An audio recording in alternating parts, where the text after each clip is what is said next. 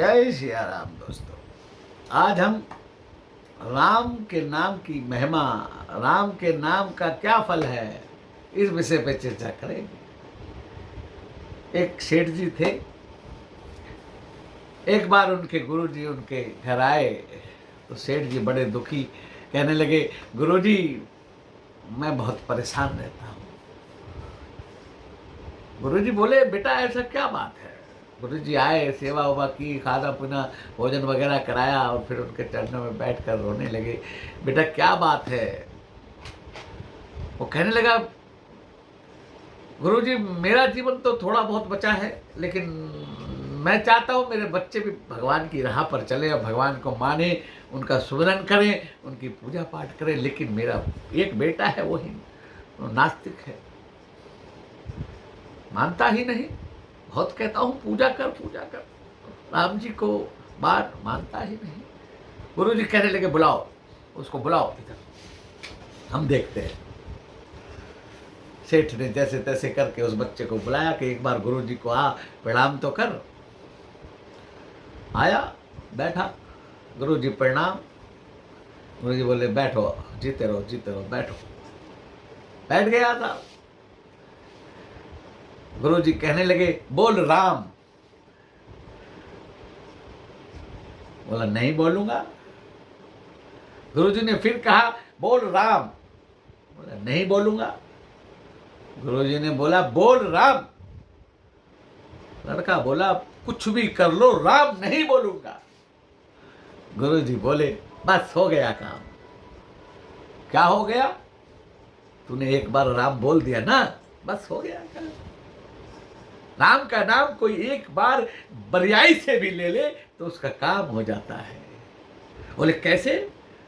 कि जब तू संसार छोड़कर यमपुरी जाएगा तो यमराज तेरा वही खाता देखेगा, और वो वही खाता देखेगा तो उसमें अगर कोई पुण्य कर्म नहीं मिला तो तुझे नरकों में डालेगा।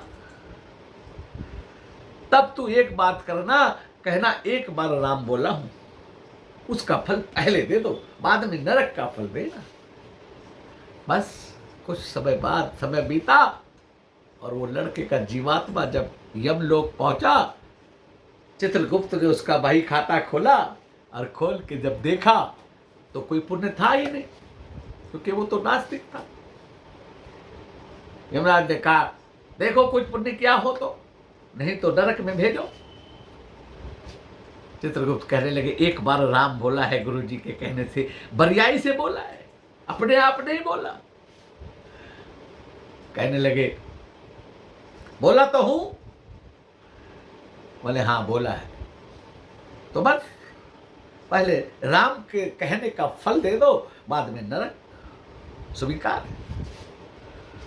अब सारे जो यमराज के स्टाफ था वो चक्कर में कि भाई ऐसा केस तो आज तक आया ही नहीं, राम कहने का क्या फल।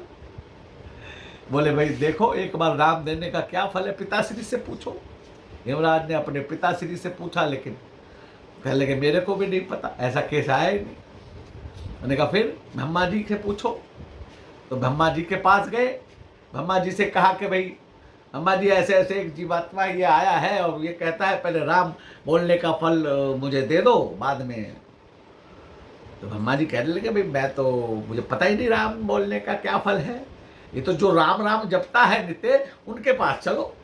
जीवात्मा को लेकर शंकर जी के पास पहुंच गए कैलाश, और शंकर जी से प्रणाम किया, जीवात्मा ने भी प्रणाम किया, और ब्रह्मा जी और यमराज महाराज, चित्रगुप्त महाराज, चारों पांचों लोग पहुंच गए।